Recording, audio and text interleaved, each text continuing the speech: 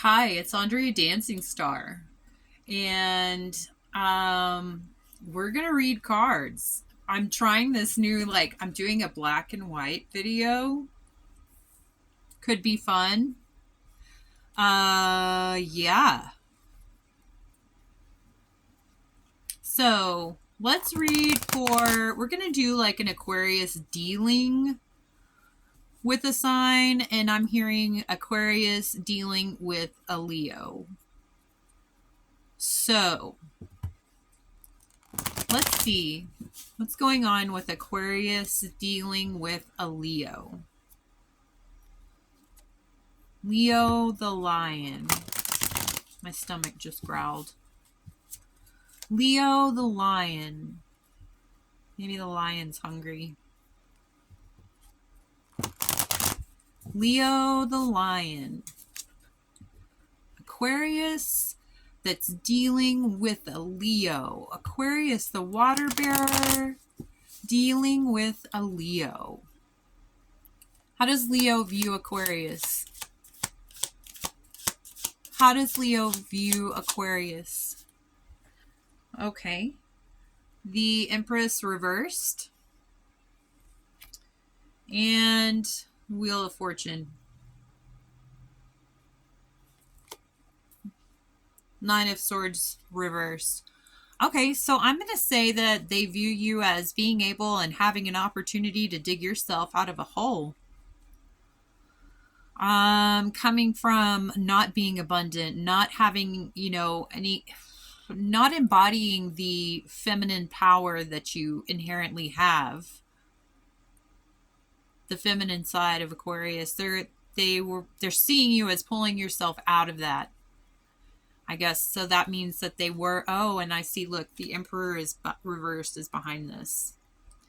Maybe you're lacking love. Maybe you're lacking, Aquarius lacking an Emperor. Maybe you were very, very, very worried about it, anxious about it, nightmares about it, keeping you up at night, worrying, not being able to sleep. Fleeting thoughts. They're, yeah, seeing you as having this opportunity, Wheel of Fortune, to get yourself out of this situation.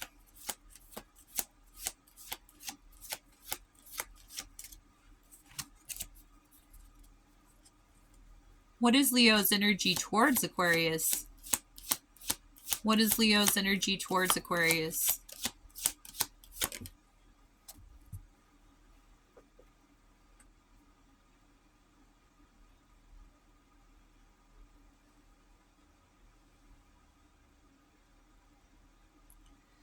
Okie dokie. And the Seven of Wands reversed. Okay, I want to get just like a little more. Can we get a few more cards? Thank you. Judgment reversed and the Moon. Yeah.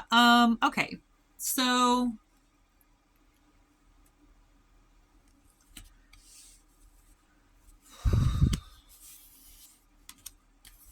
I mean, the Devil card is just, I mean, it's the Devil card. It's called that for a reason. So you could play devil's advocate and be like, they're working really hard, they're trying really hard, but I don't like to play devil's advocate because I feel like that just opens you up to confusion and doubt. Veering off the path. It also represents toxic behaviors, obsessive behaviors, sex, drugs, drinking, vices. Human beings that bind themselves on purpose. Like they could take themselves away from it if they wanted to, but they're like determined.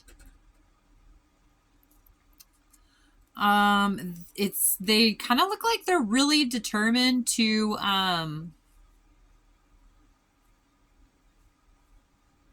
make sure something never comes back. I am getting yuck energy actually now. Like it's not good. It's unhealthy. It's almost like they want to get you sucked back into something. They want to keep you from doing something good, Aquarius. They want to maybe keep you in doubt, in confusion, in the dark.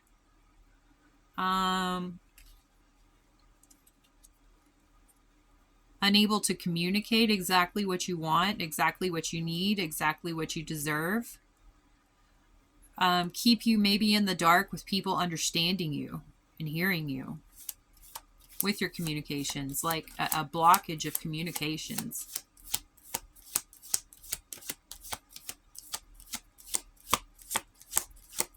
Why? Why?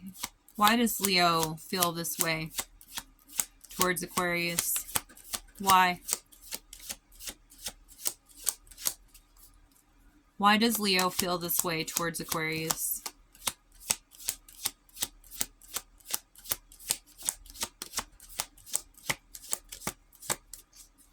Why does Leo feel... The Chariot fell out kind of sideways. Strength is on the bottom of the deck. Leo energy. I'm going to go ahead and say that maybe this Leo is not able to move. There's maybe something to do with a vehicle that's not working. There's some kind of a tie to a car, like a vehicle, because it's the Chariot. It moves forward. It's like half raining and half snowing. It's beautiful. Outside, not in the cards. The cards right now are not that beautiful, honestly.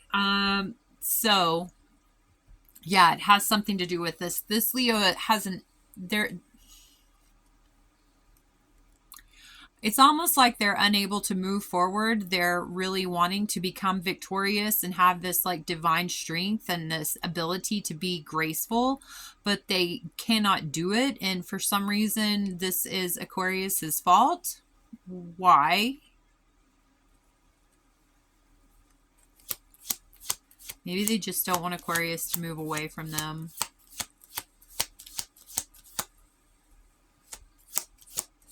I just heard that they see what the strength that they want in you, Aquarius. The graceful strength that you have, Aquarius. They see that they want it for themselves.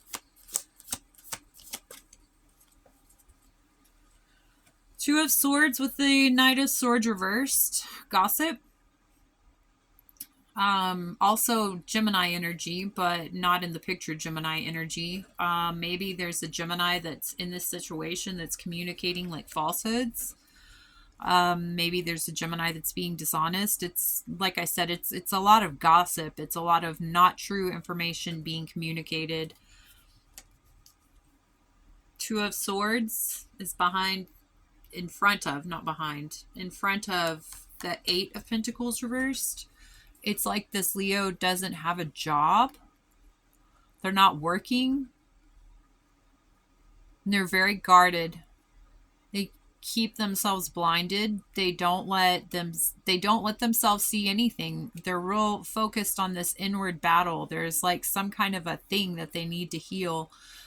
Maybe with the Devil card coming out, maybe there's some kind of an addiction, a vice that needs to be healed on the inside. Like, this is all a situation that the Leo could change on their own. And it's not like a situation or an affliction that was placed upon them. This is a personal, obsessive battle. And there's a lot of deception and lies. And there's a lot of stuck and hurt. And it seems like they see you, Aquarius, as moving out of... It's a lot like they just want you to stay stuck. Because they're stuck.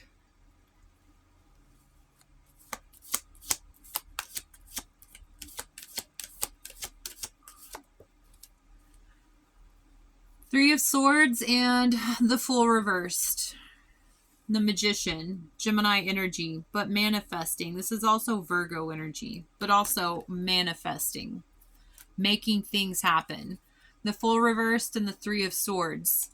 It really looks like, I mean, I'm thinking about this Leo dealing with an Aquarius, and Four of Cups reversed, they have a broken heart. So if they could manifest a broken heart for you, then it would be able to get them out of their feeling of being brokenhearted. It's like a revenge. It's gross. Two wrongs don't make a right. Never. And that's kind of like the problem with the whole world right now, is everybody has so much ego and thinks that they're right. You know, and maybe a lot of people are right. And maybe a lot of people have had bad things happen to them. But because you have a bad thing happen to you, going and making that same bad thing happen to another person is never going to make anything better. I stopped on this. Five of Wands. Fighting. Chaos. Nobody's listening to anyone. Nobody cares what the other person has to say. Kind of a lot like revenge. Nobody cares. They just care about themselves. Ego. Ego and unhealed trauma inside of your body, inside of the soul. Everybody has to heal at this point in time in the world. Literally everybody has to heal at this point in time. There's no excuse to not do it. We live in 2023. It's about to be 2024. You can find a therapist online. You can get your meds online. You can read and learn and watch videos. You can have guided meditations. There's so much healing ability digitally presented for every single person. There's literally no excuse to not heal. There's no excuse to not be aware that revenge is truly dark and negative. Unless this person is just truly dark and negative, like at their core. Once people heal themselves, they'll start to realize that it's not the right way to go to be like seeking revenge or keeping other people down.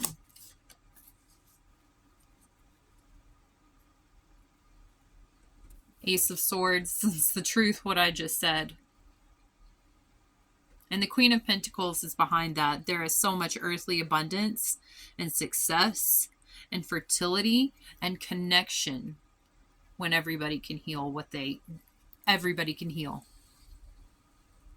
Everybody can heal. It's the truth. It's what everybody needs to do. Okay. So I got the Lunar Nomad oracles out. Aquarius, my advice is going to be,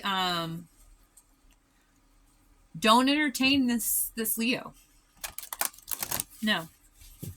Don't focus on them. Don't listen to them. Block them. Block them in your social media.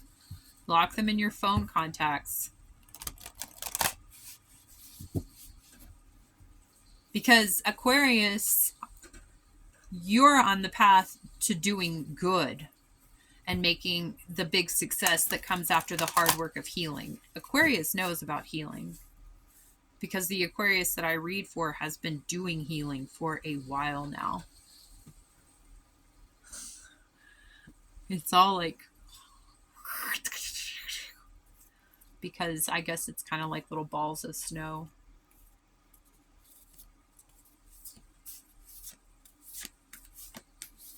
Winter weather. You know, I don't even want to do those cards. I want to do these archetype cards. I just thought of that. What's the root issue going on here with this Leo?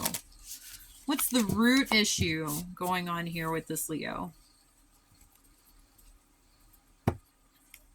Where are they coming from? Besides the devil, there's a deeper meaning.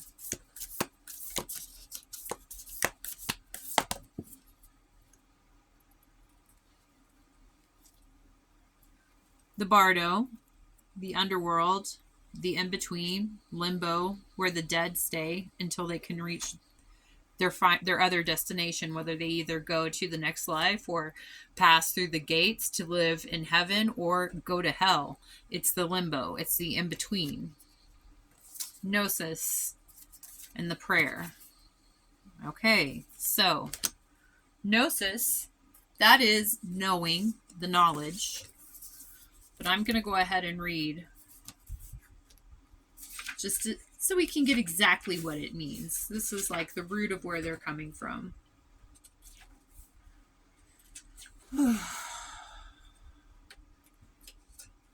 There's a blackbird. There's a crow in this card.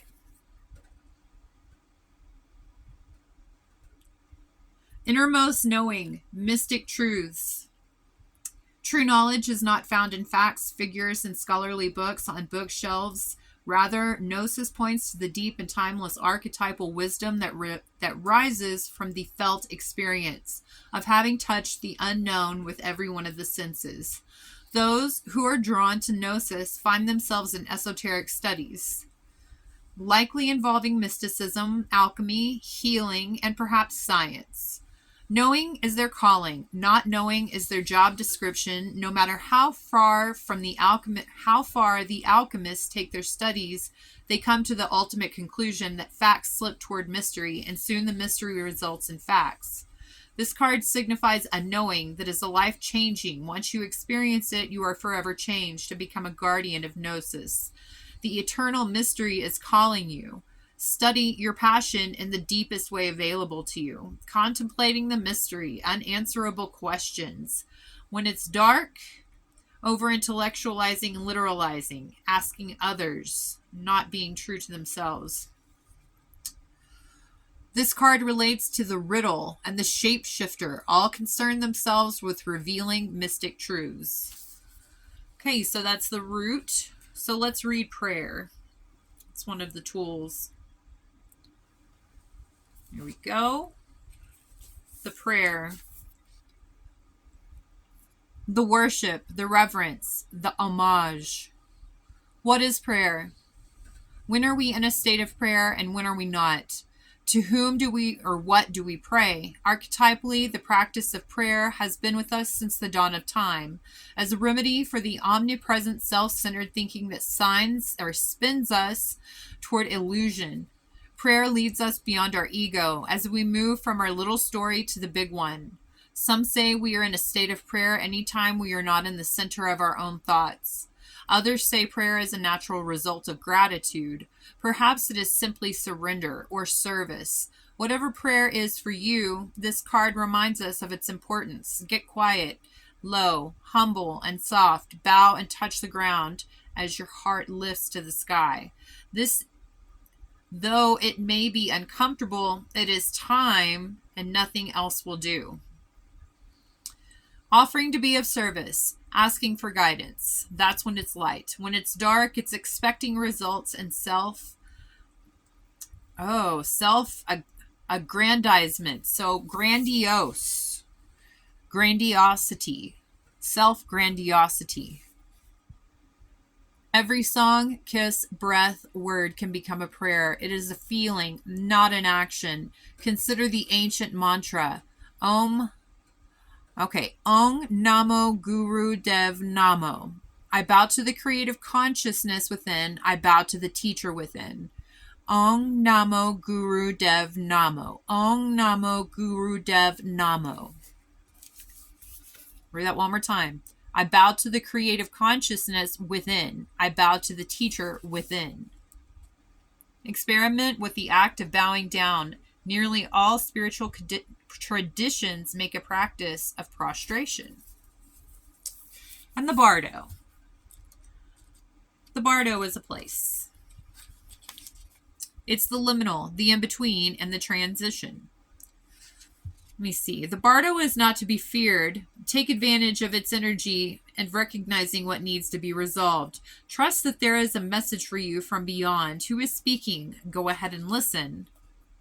Torment, dislocation, hallucination, transience. When it's light, it's grace, forgiveness, truth, and spaciousness. It's the place in between this life and the next, a liminal realm through which souls pass. Envisioning this inherently mysterious space creates the potential for us to rise above the corners of this world and see our relationships through a cosmic and timeless lens. We may receive messages from those who are no longer with us, or see visions of lives not yet lived. In the bardo, there is a potential to forgive the unforgivable, to say the unsaid, to see the unseen, and to love the unloved, to let go of all the things that cause us pain. The bardo suspends us in the spaciousness for just long enough to open us up to higher wisdom. Its energy does not belong to Earth as we know it, but rather to the cosmic network with which we are a single thread. So, going with all of this, this is where Leo is coming from. I feel a lot like Leo is stuck in a place where they can't get to the next, and I feel like Leo is stuck feeling like it's like a lot of Pluto energy, which is really peculiar. Maybe there's a lot of Pluto placement with this Leo that Aquarius is dealing with, because Pluto is in charge of wanting things to be made right. And there's a lot of energy of a Leo being held down, stopped, not able to move forward, stuck in this liminal space, in this space in between, stuck almost with all of these like dead souls all around them, not being able to move forward or go through the gate to get to where they need to go. So they're feeling, and it really looks like almost like they're praying for this thing to happen for Aquarius to stay tied to where they are. They've studied a lot to know this. It's like they really truly believe that this is the truth. That because they're stuck, they want to keep the Aquarius stuck too. This hand is coming up from the ground. The prayer. The bardo in the ground.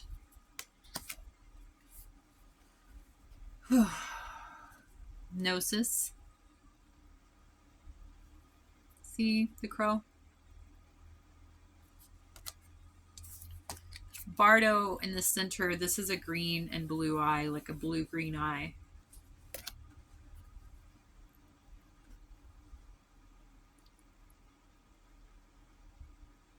Again, my advice is block the Leo, Aquarius, seriously, because they have no intentions and they do not come from, they don't come from a high vibe place. They're not wanting to enhance you in any way. Retribution is a word I just heard, which I actually never use. Stay away from them. Don't let them in. Wash your clothes if you've spent time with them. Like, smudge your house. Mop your floors with pine sol, lemongrass. Cleanse your space. Block them in social media. Block them on your phone. Do not let them in, because they have no good intentions for you. They are in a dark, low place. They want to keep you in a dark, low place. And they're using every single means possible to keep you in a dark, low place. That's not where you belong, Aquarius. That's not where you belong at all, and you know that. So, this has been a reading for Aquarius dealing with Leo.